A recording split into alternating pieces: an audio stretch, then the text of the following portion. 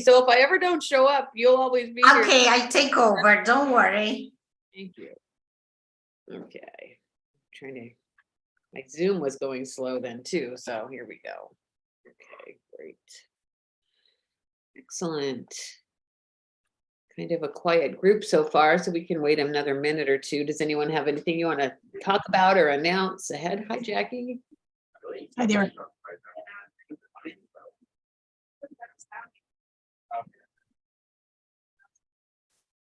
Was there going to be the discussion today that was brought up? Viviana, you probably remember the discussion that was brought up? No? Oh, that's true. At last month's meeting? No. Okay. No, I will let you know, Lisa, and oh my gosh, and Jonathan, I was about to write you an email.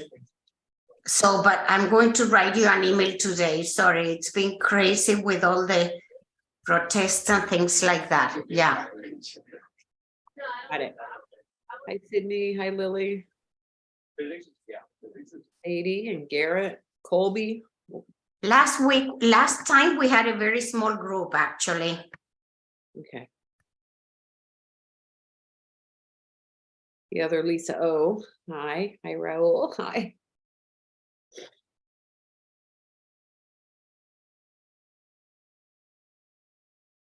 Yeah, it looks like people are hopping on now. So hi there, Sydney.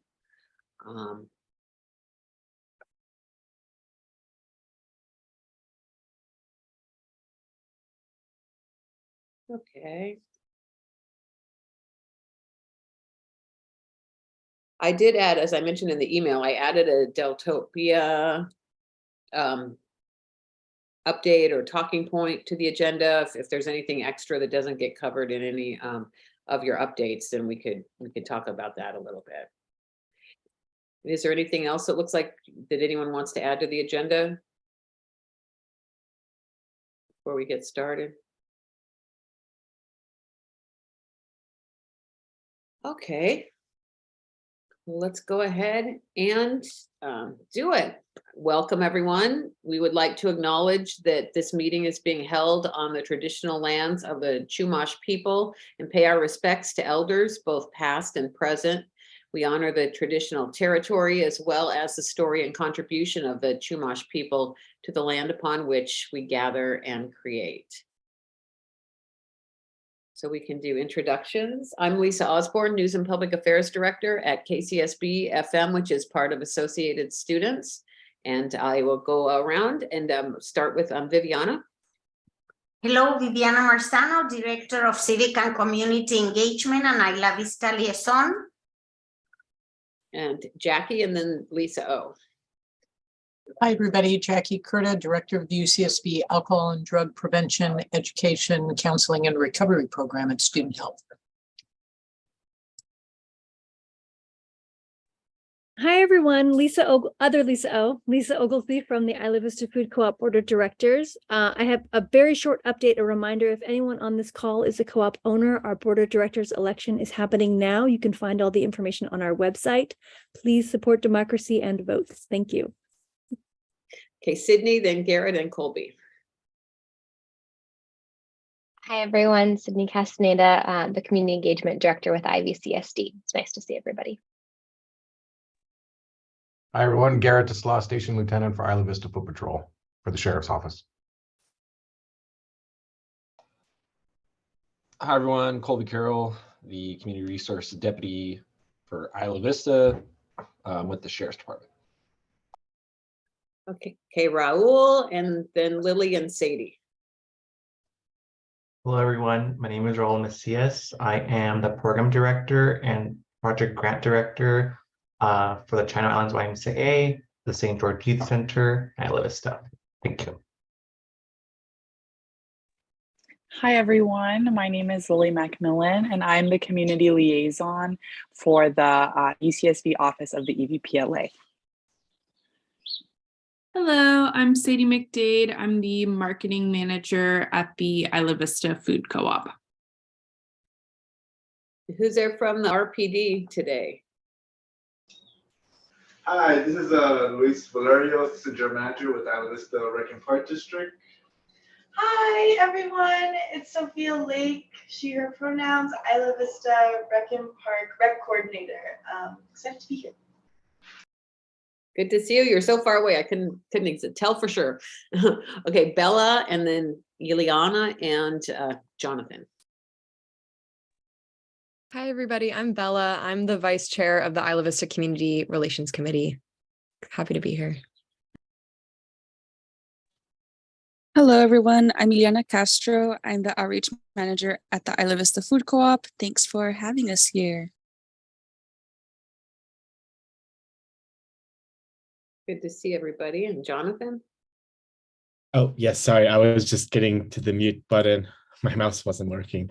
Hi, everybody. My name is Jonathan. I'm the General Manager of the Isla Vista Community Services District. And Lisa, I came in just a little late. Are we doing quick announcements right now or not yet? You can do a quick announcement right now. I didn't specifically mention that. Some people have done a little bit of an announcement, so go for it. And so this is from my other hat as the our representative of Ivcn South Goleta and UCSB campus to the SBCC Board of Trustees. And we are hiring our new superintendent right now, and we have some finalists for you all to for the community to consider at some public forums that are next week. And so the president and superintendent of SBCC is a major position that definitely affects what's going on in IV with the number of students living here from SBCC. So I'll put the link to the chat for people to, they'll be live streamed, recorded, and there's a form anonymous for people to leave feedback of what you think of the candidates, and the board will select one afterwards. So thank you. Great, thanks for that info. And Kim, do you want to introduce yourself and any announcements? Sure. Hi, everyone. Kim Equinoa, she, her, UCSB's Dean of Students Office, Associate Dean for Student Life. And it's great to see all of you. I don't have any announcements today. Thanks, Lisa. Great, sure.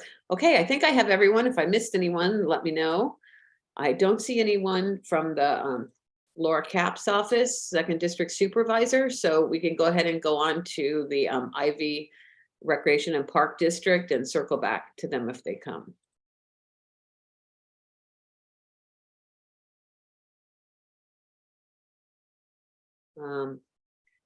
Sophia and Louise. Sorry about that. We couldn't unmute ourselves. Sorry, tech difficulties. But hello, everyone. We just have a few updates. First, we just want to start with our 2 event recaps that we had this past week. On Tuesday, February 28th, we hosted a Forward Ever, Backward Never event to celebrate Black History Month in collaboration with the UCSB Office of Black Student Development, UCSB Black Student Union, and the UCSB AS Commission on Culture, Arts, and Joy Justice. It was super successful. We had over 200 guests attend, even in the rain, so we were happy that the community really came together to celebrate Black History Month. We had some incredible performers, including a land acknowledgement by the Appenish Foundation, the Rockas for some live music, spoken word from Freedom and Friends, Tolteca Iscalo. They did a drum circle, which was really incredible to see. And then we had a discussion panel with Professor Aldana, who consulted on Black Panther 2. He's a local professor from UCSB. And then we showed the movie Black Panther 2, Wakanda Forever. So that was a really special event, and we are very excited to bring it back next year. We also want to shout out the BSU members, Kyla, Jordan, Michaela, Leah, and a few other members who prepared all the food for the event. They provided some incredible soul food that all of the guests were raving about. So that was really, really fun. And then on Saturday, March 4th, we hosted a open house for our youth programming because we're reintroducing that fully on April 3rd. And we used it as a time to register participants. We actually got 5 registered despite the cloudy, kind of like cold weather. So we're really stoked about that. Kind of share what the program is about, program goals, and do 3 activities, including oobleck, so like the slime making, cornstarch water, dry ice art, which was a huge hit among all the kids, and then a little soccer workshop. We also want to shout out the Ivy Food Co-op. So Ileana, thank you so much for coming out, and Sadie, thanks for coordinating that with us as well. I know it was kind of a tight squeeze with y'all and your other event, but we really appreciated y'all coming out too and sharing your resources with the community. Looking forward, we're really excited to be bringing back our annual spring concert series. We've pinpointed our dates for that. So we're gonna start on April 22nd with an Earth Day celebration, and then we're gonna go consecutive Saturdays up until May 13th. So the 29th, May 6th, and May 13th. More info to come on that. We will be announcing with flyers and all of that fun stuff on our Instagram. And now Luis will share a little bit more about. Quick announcement for we have a board meeting tonight at 5:30 p.m. So you can join us in person at the St. George Youth Center if you wish, or you can also participate virtually via Zoom on our website, ivyparks.org. Also, next Saturday we're hosting our second community design meeting for Children's Park for 2023. We'll be at Children's Park from 1:30 p.m. to 3 p.m.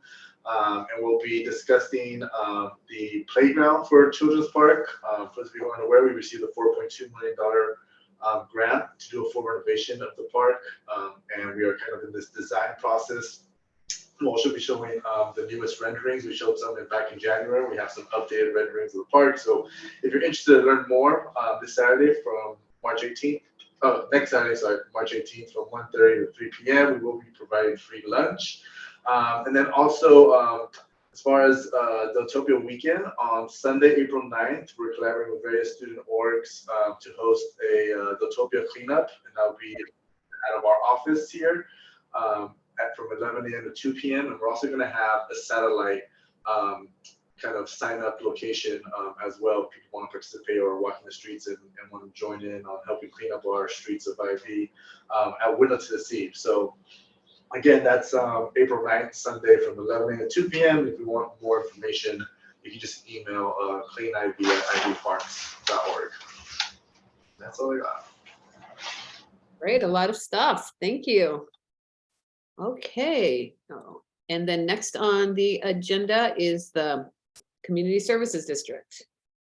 Oh, does anyone have any questions? Let me ask if anyone has any questions for Luis or Sophia.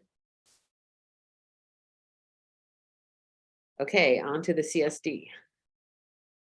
All right, I will share our update. So we are having our community-wide yard sale and makers market this Saturday, March 11th. It's a full day of events, starting with the yard sale from 9 to 2. We have over 60 signups for the yard sale, so definitely be sure to check it out. We'll also have incentives for people attending the yard sales. We'll be sharing more info on that tomorrow, but essentially, depending on how many yard sales people attend, they'll get a gift card. And then simultaneously, in partnership with Thriftopia, we are hosting a makers market at the community center, where local vendors will be selling their items. There'll be live music from local bands and free food. And then there will also be an art gallery inside the community center, where members can check out local artists, their take on activism and social justice. So the market and gallery are all happening from 11 to 5. And then from 2 to 5 that same day, there will be a free market held in the community room. So this is just a really great opportunity for people to bring any of their yard sale items that didn't sell, that they'd like to give away for other community members. And then if you're in need of items, you can stop by if you're looking for a sustainable option to either get rid of your items or get some items. This is it. And then everything left over will be donated back into the community. And then we'll have a bunch of community resources tabling on Saturday as well. The Compost Collective will be collecting non-perishable food. People can start kind of cleaning out their pantries a little bit early.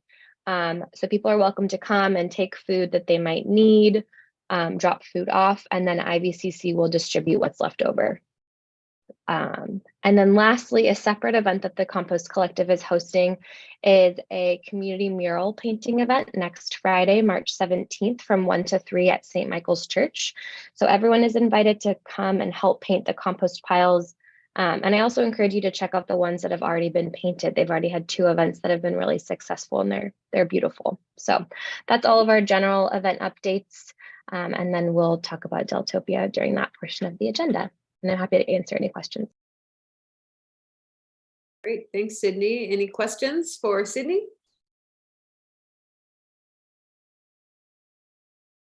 Okay, welcome, Jordan. We'll circle back to you in a moment. Do you want to say hi? Hi. Go ahead and introduce yourself too.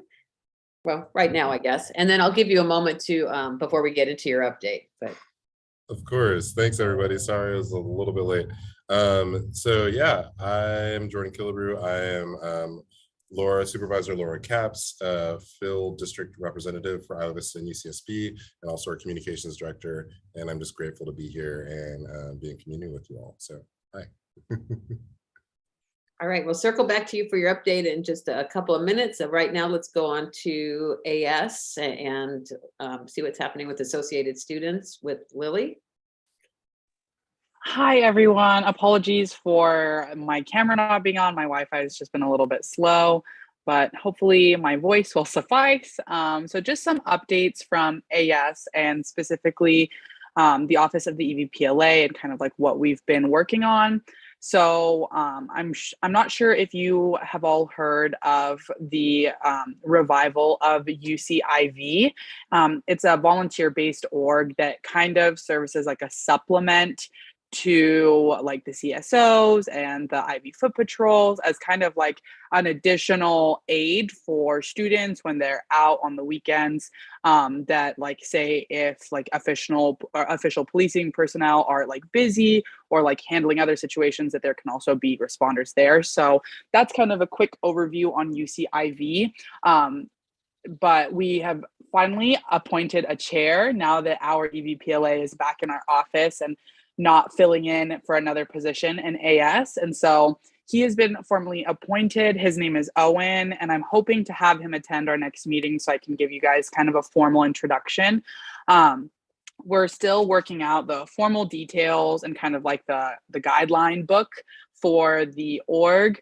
But we are hoping to have UCIV fully operational by the beginning of spring quarter. So that's that on UCIV. Our office's health coordinator, Gracie Novak, has been really diligently working on a project that I believe I've brought up before. And she's made really significant progress recently. She's been working on a Planned Parenthood pop-up clinic collaboration with student health, just because there is kind of limited availability for like emergency or same day appointments with student health or like the local Planned Parenthood in Santa Barbara and Goleta. And so we've wanted to make those resources more accessible and immediately available for the community. And so she's been meeting pretty consistently with the student health director, Dr. Skripkis. And so she has been giving us updates as they come. However, like that's the most recent, and I will make sure to pass on any more as they materialize. A project that I've personally been working on, and I'm very, very excited. It's called AS in IV, and it is a communication network for all of the AS entities that have community involvement to collaborate and coordinate events that, you know, they could do together, or just basically like planning so we can have that sense of like connectedness and community with other orgs that engage in the same, you know, community involvement that we do. I will be one of the co-chairs. I've started the kind of like uptick of the group. It's just been it's been a few years since it's been active, and we've really wanted to kind of bridge the gaps in communication between these orgs by getting it started again. And so I am currently scheduling our kind of like informational preliminary meeting, but I'm hoping that it will be fully operational by the beginning of spring quarter, and that would be one of the main like AS resources, hopefully for the Ivy Community Network. So I'm very excited to be spearheading that project. One of our big events that are coming up in April is How to Read a Lease campaign. And our housing coordinator has been spearheading that. And basically, we all know, I'm sure, the rush and craziness of trying to get housing and IV as a student and as a non-student, because there we do have a part of our community that are non-students. And so we want to provide a resource for the community to be able to understand the ins and outs of leases and what are the important parts to like really be thorough in their reading.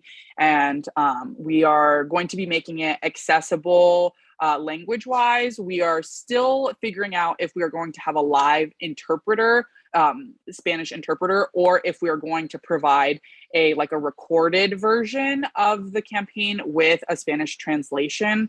We're still trying to figure out with our dates what that's looking like. But as those details are formalized, I will definitely pass that on. But the How to Read a Lease campaign date is solidified for April 13th. So please mark your calendars, and I would love to see any of you guys there. But that's pretty much like my general updates. I do have a couple of things regarding Deltopia, but I will wait for that segment of the schedule. And thank you so much. Wonderful. Thank you, Lily. And at this time, I'd like to invite Jordan to go ahead and give the second district supervisor's report, and then we'll do law enforcement and then go into Deltopia. Good to Thank see you so much, Lisa. I appreciate it. And hi, everyone. It's great to see you all. As you all know, District 2 spans from Stearns Wharf along the coast all the way to Isla Vista, cuts up to Lizard's Mouth, a little bit of eastern Goleta Valley, and then cuts through half of Santa Barbara, so San Roque and the west, a part of the west side, the Mesa, and the West Beach area. And so with that, and with Supervisor Cap starting, I think she's in month 3 as your elected official, we're looking to learn from our constituents. And so we sent out earlier this week a survey, a community survey, to learn and help us prioritize the needs of our community. And I want to also share that with you all. So there's the English version, and I'm going to share the Spanish version right here, because we want to hear from our constituents. We want to know how we can support them, how we can, better engage and go from there. So if you live in District 2, there's a map on the survey, on both surveys, and it'll be able to help you identify which part of District 2 you live in and help give us some much needed feedback and guidance. So that's really the top priority for our office right now for this meeting. And so that's going to summarize my my update. But if anybody have any questions for myself or Supervisor Capps, please let me know. Great. Thank you, Jordan. And right now I'd like to go to Garrett for the law enforcement update. Good afternoon, everybody. Not a whole lot to share other than the stuff we'll talk about in the Deltopia piece. 3 things maybe of note for everyone. We have discontinued the party registration option on our website for people to report their party in advance. There's several different reasons for it, but we were just finding it not to be an effective use of our resources, nor was it achieving the objectives we thought it might or that it originally had. You'll notice, if you haven't already, red curbs around IV. Some are very bright, some are very dull red, some are kind of confusingly a little bit of both or a little bit of gray. Working with county roads to make sure that there's a consistent paint job on the curbs throughout Isla Vista, and that it's consistent from one end to the other. It's going to take several months to go through. The weather is definitely slowing us down. Every time it rains, projects here and everywhere else in the county get pushed back quite a bit. But part of our effort to make it clear and obvious what red curbs are, so that when enforcement's done, there's no ambiguity. We've been also working with roads and with the scooter companies on reducing some of the scooter issues in Isla Vista. Some of the solutions are long-term, some are short-term. In the short term, you'll see that top speeds of the scooters are going to get reduced on Del Playa and Pardal down from 15 miles an hour to 10 miles an hour. And that the number of scooters is going to slowly get reduced throughout as well. Certainly maintaining enough for people to use them as the alternative transportation they're meant for, but not to be quite as obstructionist as they've become with blocking sidewalks and handicap ramps and bike lanes and lanes of travel. So that's a long-term project that'll go into the next year when the new permits are renewed in August as well. So that's about all I have. Does anyone have any questions for Garrett? And I forgot to ask actually if anyone had questions for Jordan or Lily too. So I guess if anyone has questions at this time before we get into Deltopia, let me know. If I have a question that is Deltopia related, should I just save that for the Deltopia segment? Okay, well, we're going right into the Deltopia segment now, or do you want to open it? Why don't we open it with a question? Go ahead. Actually, I'll save my question for a little bit more into the segment, if that's okay. Okay, perfect. Perfect. Okay, so next on the agenda is Deltopia planning update. Any information that anyone wants to share about what you might be working on leading up to that weekend? Does anyone want to start? Jonathan and Sydney, or I can go. Garrett? Okay. So obviously it's a heavy presence, or it's a heavy burden on us every year for this. And so we are looking at what occurred last year and in the past years. And last year was a significant drain on all first responder resources in the county. It was eventually declared a mass casualty incident, which sounds scarier than it is. It's a technical term in first responder and EMS language that the amount of medical calls just overwhelmed our local resources, including the ambulances we had on site and then the local hospitals. There were 33 medical calls that required a medical response. And unfortunately, 18 of those calls also required law enforcement to come and protect the paramedics and the fire personnel that were responding. So it was a significant event last year with about a crowd of about 10,000 people. This year, we're seeing more activity in the streets on Friday and Saturday nights, and we're seeing more chatter about Deltopia than we have in the last few years, and we anticipate the event to be at least as big, if not bigger, than last year. And with the knowledge we learned from last year in terms of the drain on the medical resources, we'll be staffing the event at a significant increase from last year.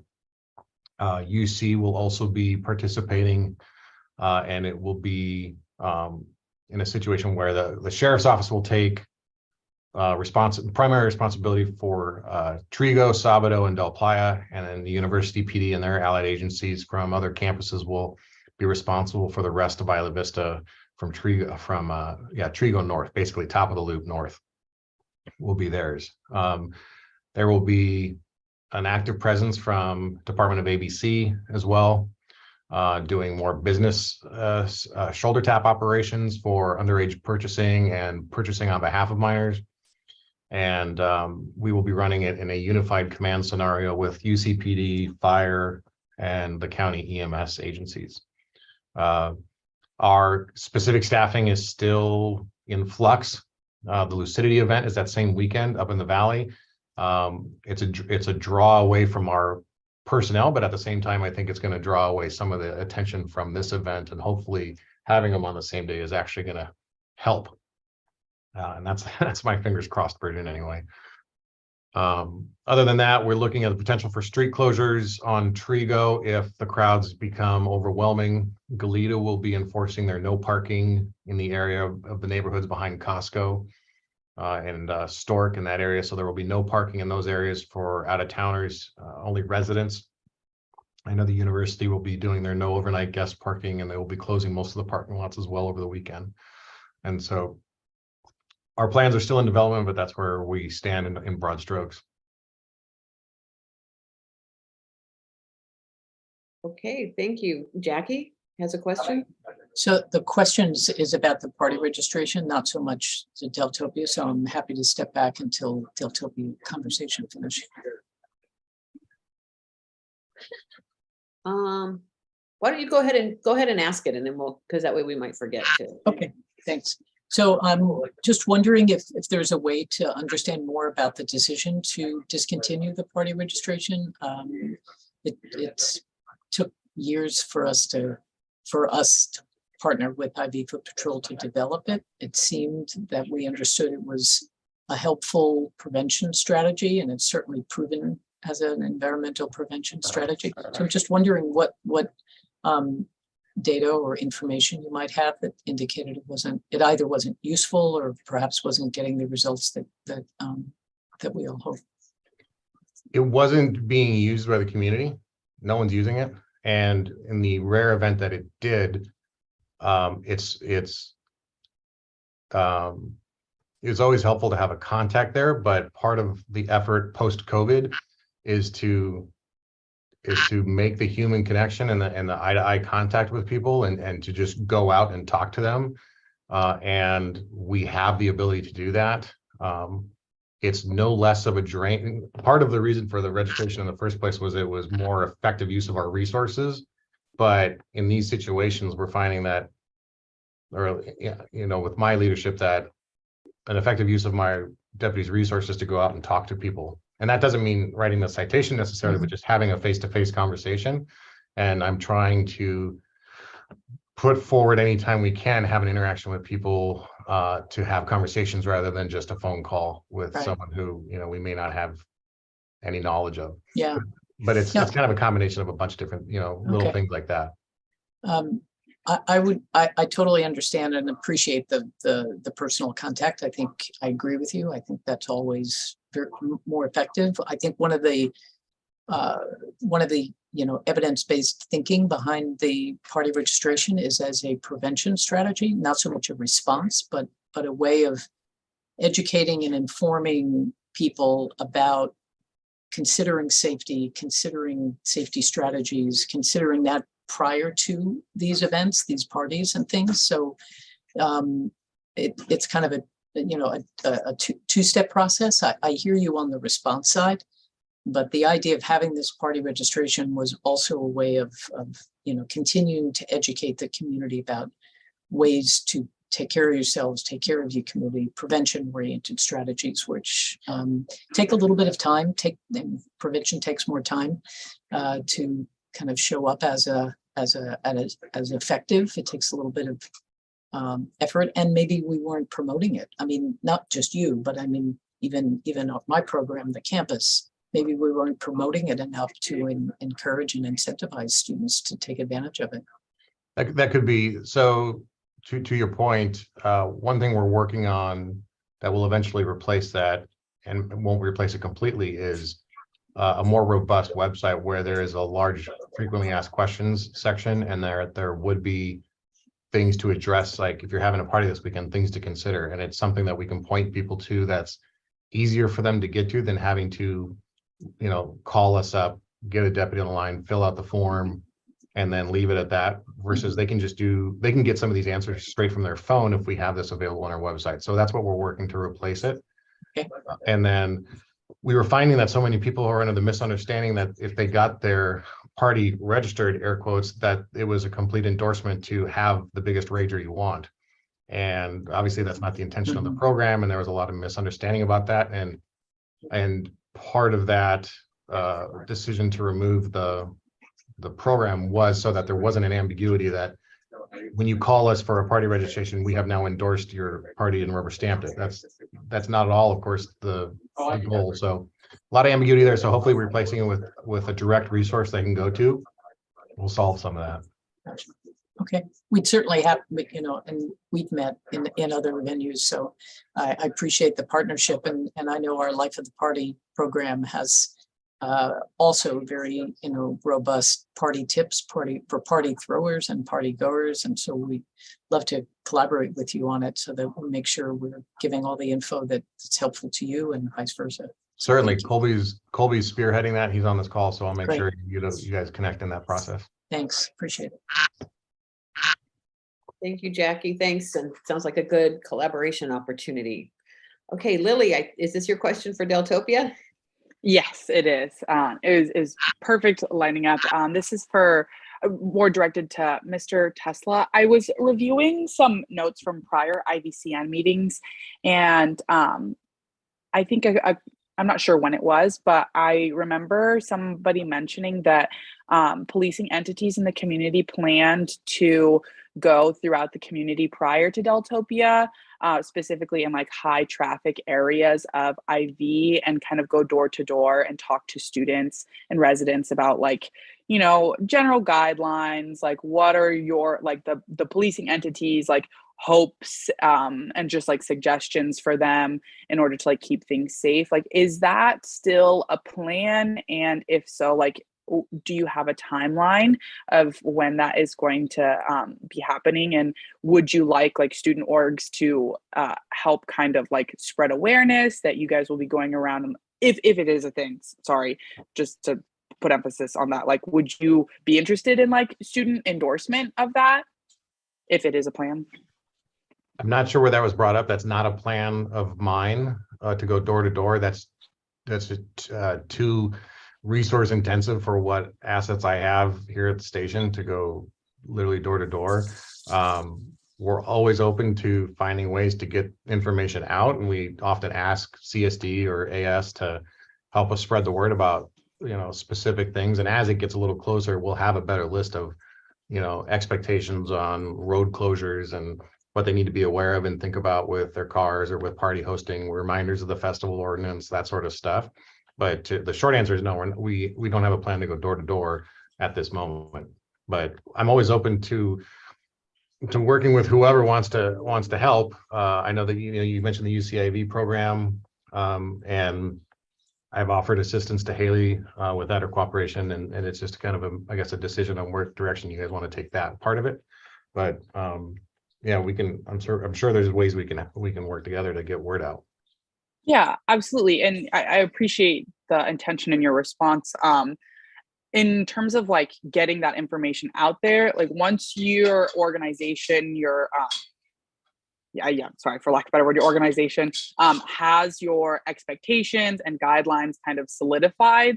I know I appreciate like the collaboration with IVCSD and our office in getting that word out. But I think that it would be especially helpful for students to have like content directly from like policing entities of like what their expectations are, because of course, like we're going to be formulating these messages in a way that's like, what is it called? It's consumable by students, but I think kind of like the official like verbiage and language coming from your organization would also kind of help solidify that message and set clear expectations so students can know what to expect and go into that weekend as educated and prepared as they can. Certainly, I'll first of all offer myself to any media that wants to talk about it, and as a way to spread that awareness. My PIO will also be involved in this process to make sure that the messaging is out and that all of the county agencies are sending the same message, working with people like you and Sydney at CSD to kind of spread that word. And we've already spoken with CSD about some of this, you know, in their meetings. So it'll be something where we make ourselves available for those things, for those kind of conversations. Okay, thank you so much. Okay, and Sydney, do you have a question or want to talk about what the CSD is working on? I just wanted to comment in regard to messaging, like general messaging. So we are doing our spring door hanger again this year, which I will send a copy out to most of the people on this call just to review content. There's like things about being a responsible party host, safety resources, mental health resources, drug and alcohol resources, things like that. So I wanted to share that. And then also a resource that came up in a meeting yesterday was creating a list of like general violations and then the affiliated like citations and fines that go with those as a way to educate and spread awareness. And so I will work with Deputy Carol on that in terms of like reviewing it, and then obviously Ivy Foot Patrol can provide any content for the door hanger, things like that. And Colby and I are in talks about, you know, trying to spread more information about this prior to Deltopia. So I just wanted to comment on just general messaging and trying to put some preventative resources and things in place. Thank you, Sydney. Yeah, Lily, I think those door hangers that she was just talking about that Colby's been working on with her are probably what that door-to-door thing you were referring to. And in my head, I'm thinking like going and knocking on doors and talking. So maybe I was adding to what was already in plans, but I think door hangers are a cool way to do it and effective.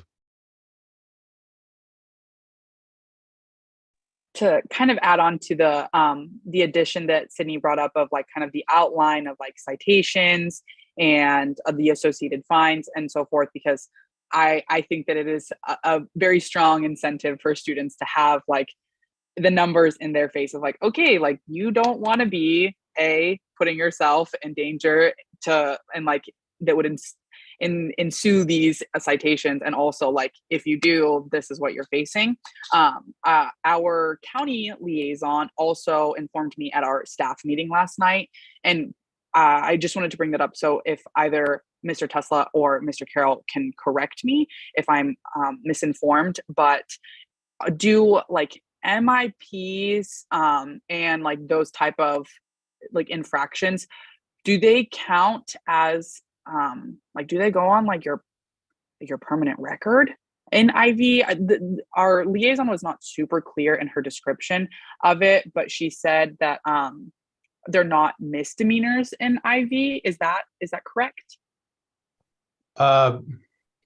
There's a million different ways to kind of that a citation can go in the courts, so it's going to be hard to give you every scenario, but I'll do my best to give you the broad brush strokes of it.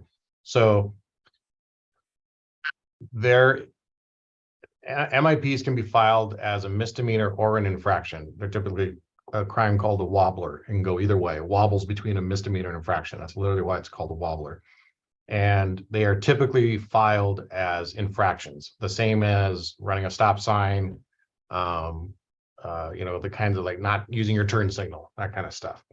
And when a citation is issued, it doesn't make a difference that it's an IV versus anywhere else in the county. It's just from the county level, it's typically filed as an infraction. In Isla Vista specifically, deputies have a discretion to write a restorative justice citation for some of those crimes. That is up to it's their discretion, and it's based completely on the cooperation of the individual and if they're a local resident. So that's one option, or that's one course of action that a citation might take. There are other crimes that are not eligible for a restorative justice program through us. And so when those occur, or when someone lies about their name or provides us a fake ID or runs from us, but the overarching offense is like, say, an MIP or an open container, they get a citation that goes to the criminal courts and goes to the district attorney's office for review. The district attorney has their own restorative justice program, super confusing because it's both the same names, but theirs is a pre-trial diversion program where you basically pay a fine, and I don't think you even do community service anymore, but you just pay the fine and you're done. Essentially pleading guilty, kind of like just going to traffic court. There's no drug and alcohol classes required anymore. You don't lose your license anymore. It's pretty much just a fine and you're done. And it is considered a conviction, but it's so yes, it shows up on your permanent record, so to speak, but in the same vein as a traffic ticket might. It's not the kind of thing that would get flagged in like a big background check, or it's not the kind of thing that would raise much suspicion, I think, for most people. That's kind of the broad strokes of it. Again, there's a million different ways that it can go based on the charge, the level of the charge, the level of cooperation or obstruction from the person who's getting the citation, any extenuating factors, and so on.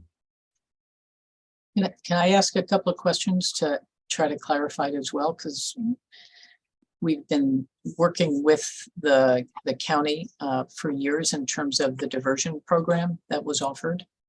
So it may, I don't know if it'll help answer any questions or maybe confuse people more, but years ago, we had a partnership with the DA's office where students who were cited for either a minor in possession or drunk in public were offered the opportunity to take an education program in order to avoid losing their driver's license as a result of that citation.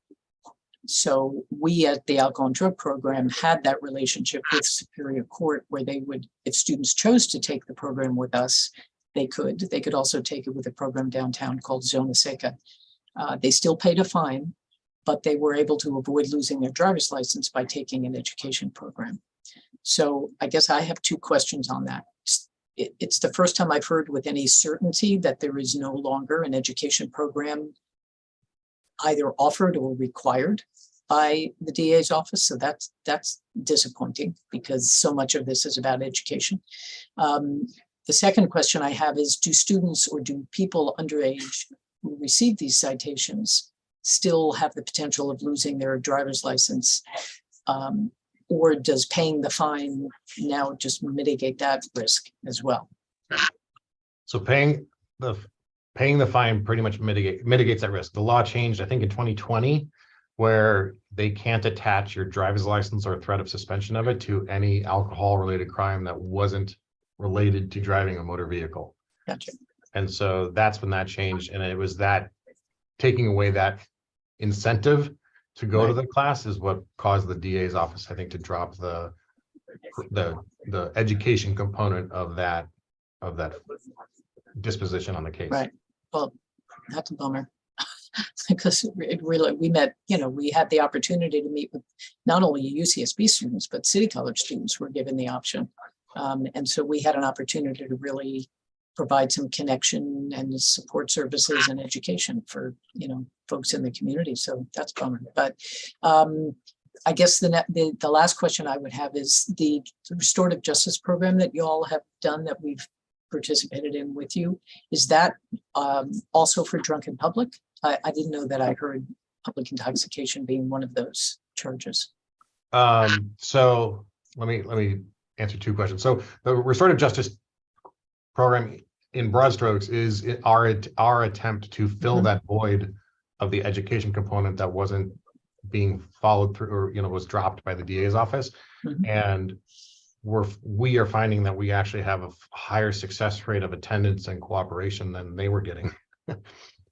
They have their own version of restorative justice now that does have an education component to it, but I can't speak to how much of it is drug and alcohol specific, other than just broad strokes, kind of, community service and that sort of stuff. Then, and I'm apologize, I'm blanking on the second part of your question. Public intoxication. Oh, yeah, okay. Yeah. So a 647F, that's what the public intoxication is for everyone. That's the penal code. That is not a crime that we would issue a citation for. The only purpose in that offense, if you call it that, is to protect the person or protect the people from that person if they're a danger to themselves or others, right? And we can't effectively prevent someone from being a danger to themselves by issuing them a citation and letting them walk away. So there's never going to be a scenario where, I should never say never, but there was highly unlikely that there will ever be a scenario where someone gets a citation for drunken public. They would instead be arrested.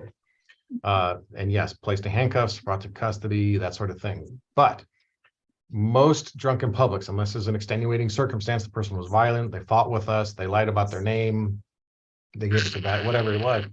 Most drunken publics are released from custody without a charge. And so, yes, you're in confinement for 8 to 12 hours, basically sobering up, but there's typically not a long-term criminal process that comes as a result of that.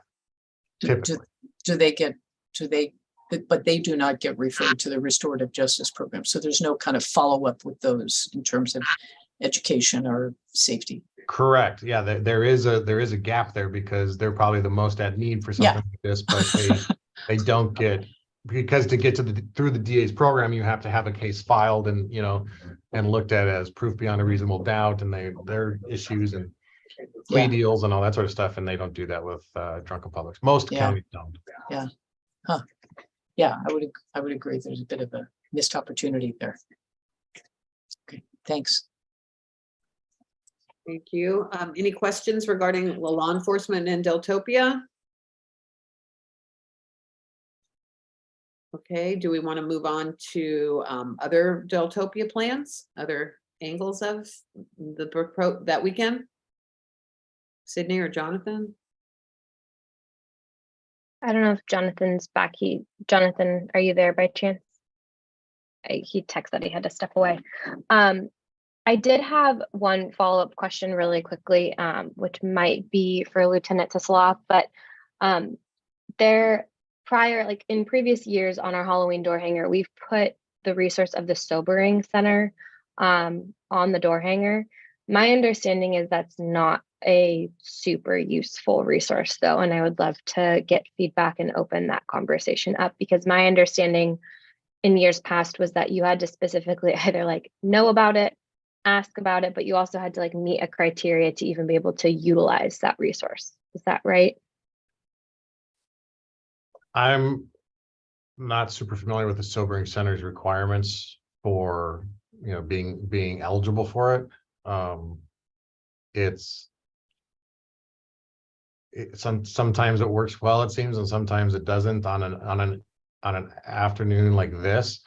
I don't expect that we're gonna necessarily be considering each case as like, does this one go to custody or does this one go to the sobering center? They essentially have the same outcome.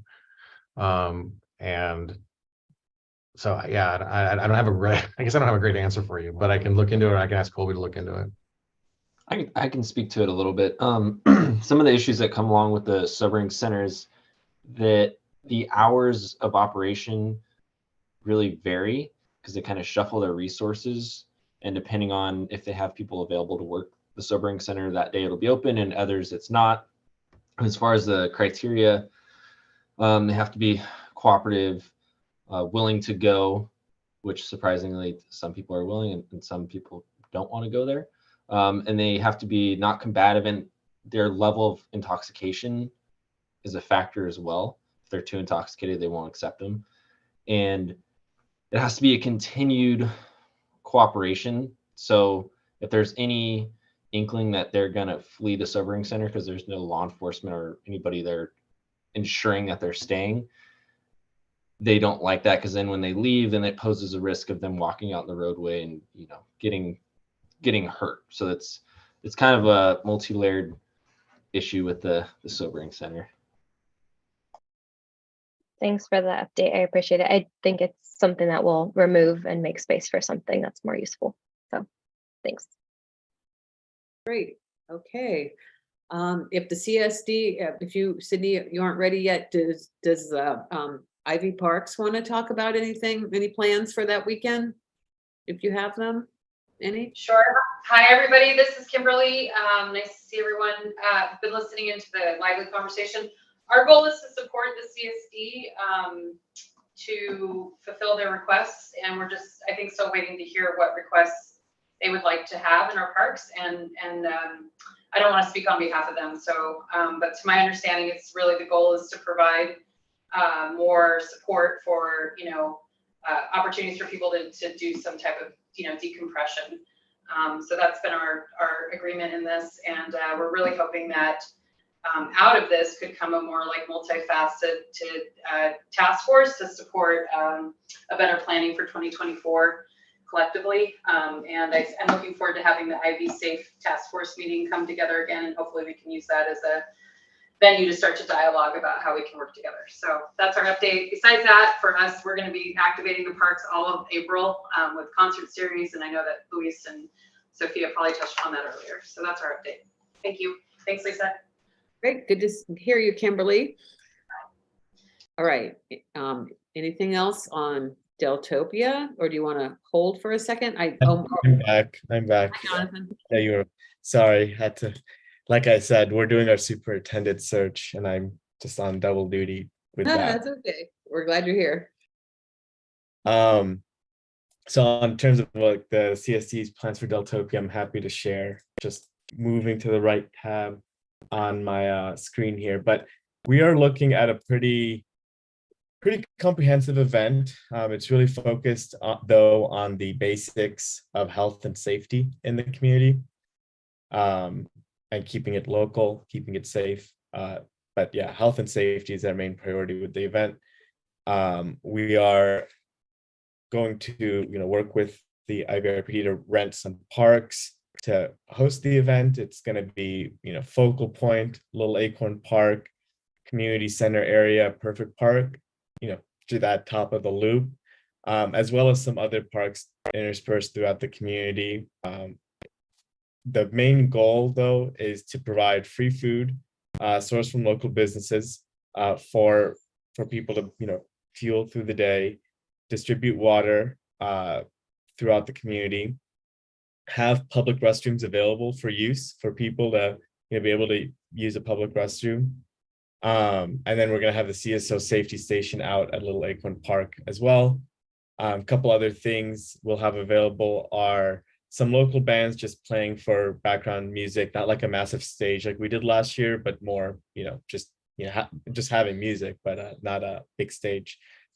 And then some tables and chairs for people to, have a public space to sit and chill out as they need to and, recuperate. So that's the main goal of the event. It's, food, water, restrooms, and, relaxation and helping people through the day, safety station as well as a safety place.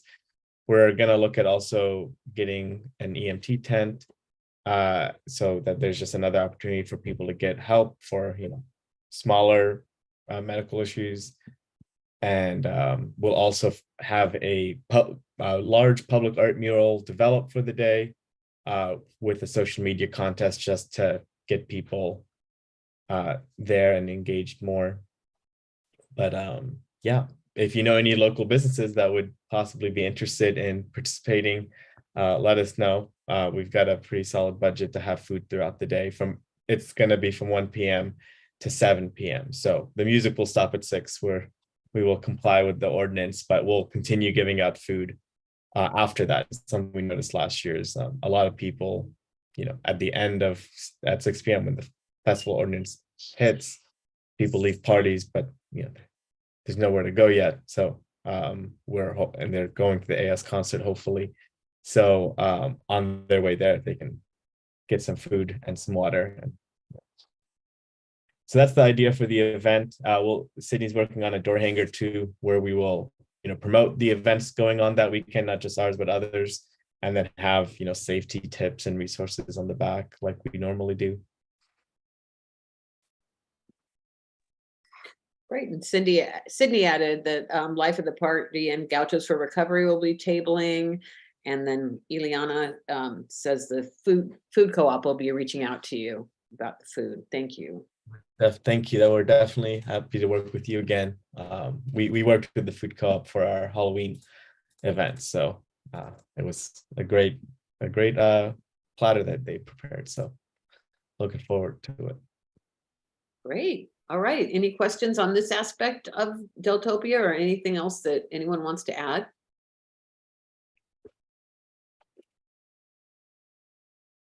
Okay.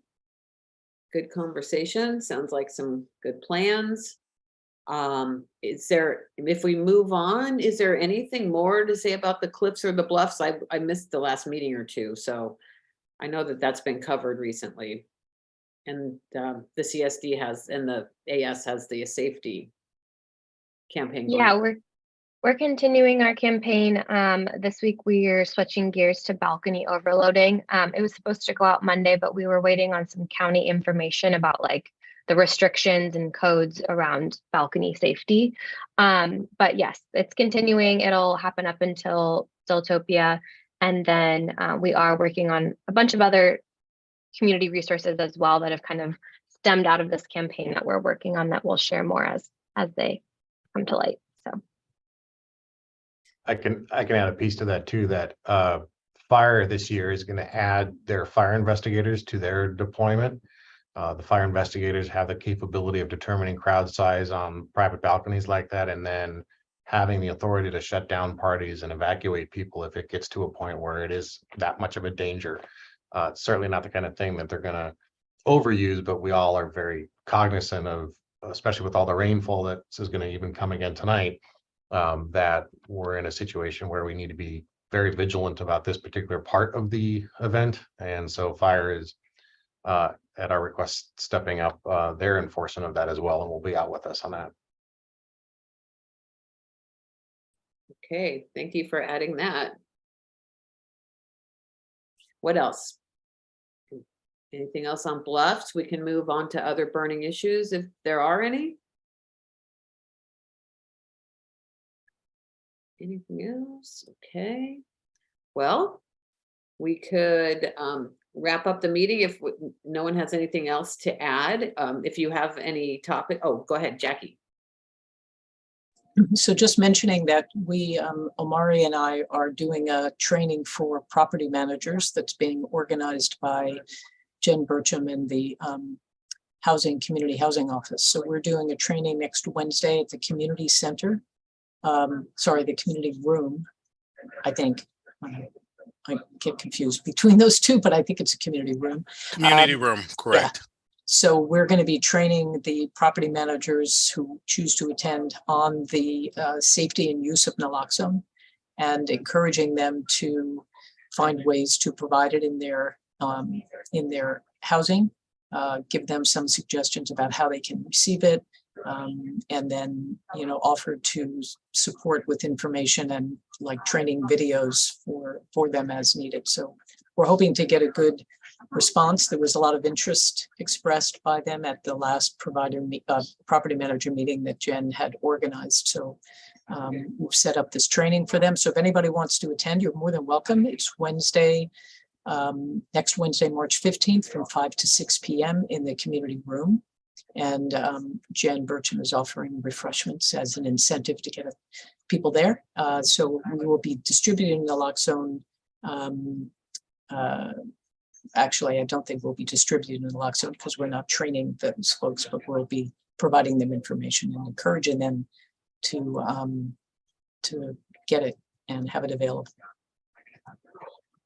And just a reminder, what is the training involved in being Yes, so it's very easy, but it does need to, people do need to be shown how to use it. It's truly 5 to 7 minute training. It's a nasal spray, but in order for people to receive the liability protection, if they use the product, they do need to indicate that they've been trained to the best of our ability to train people who use it. Somebody may get a hack from somebody else, and we haven't necessarily been providing them with that training. But again, it's kind of, we do the best we can to make sure that people who utilize the medication have been trained in how to use it, but it's very simple. And it's always, the training is always accompanied by the insistence that people also call 911. Use of the medication is not a replacement for calling 911 as well. Great, thank you. Okay, Lily, do you have a question or a comment? Yeah, just a quick comment to add on to what Jackie was saying. Now that fentanyl testing strips are no longer classified as paraphernalia, AS orgs are currently trying to figure out and plan a way that we can acquire fentanyl testing strips and be able to distribute them as a supplement to like the naloxone training and distribution. And so that's still still in the works, but we're actively working on it, and I will provide updates on that as soon as I have them. Okay, just to update you, Lily. So every time we give out a naloxone kit, we accompany it by 2 fentanyl test strips. It all comes in the same little brown paper bag with instructions about how to use the fentanyl test strips as well. So please know that our overdose prevention peers are more than happy to help you get that instruction information. And there's also a bill pending in the state assembly that will require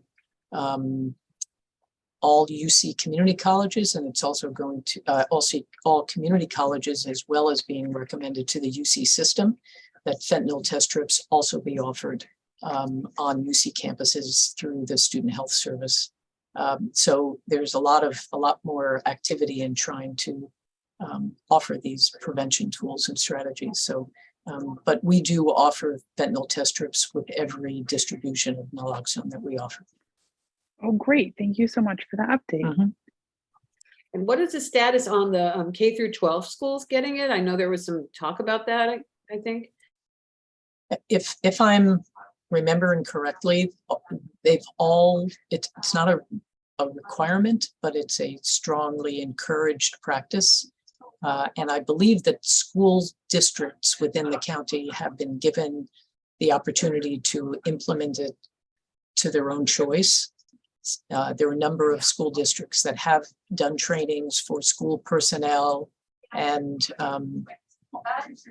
I think have naloxone available in the admin offices near their other safety equipment. I don't think it's a requirement, but I know that the county superintendent, Susan Salcido, has strongly encouraged it, has recently done an educational webinar that was really well attended throughout the county by parents, staff, and students. But I don't know it as a requirement, Lisa. I don't know, maybe Jordan or somebody knows more about that, but that's what I know. Yeah. That was a good update. That was good. Okay. Well, thank you. Thanks for all the great information, everyone. Is there anything else that we want to talk about? Omari didn't have a chance to introduce himself. Do you want to say hi, Omari? Absolutely. I kept my camera off because I was having lunch, but here I am, everyone. Omari Pryor, hello. Don't really have anything going on for Deltopia, except we are partnering with the IVCSD, as Sydney said, so we're very happy to be out there at the safety stations and provide some safety messaging and some materials, and hopefully we'll help a lot of people. Great, thank you. Good to see you. Okay, I think everyone got introduced. And is there anything else that we want to talk about today before we go? Okay, well, we'll be back at this meeting. I think it's April 13th, Thursday the 13th. So, and then I know some of us will be seeing each other maybe over the Deltopia weekend. So be safe, everybody, and thanks for all of your good work. Thank you. Bye.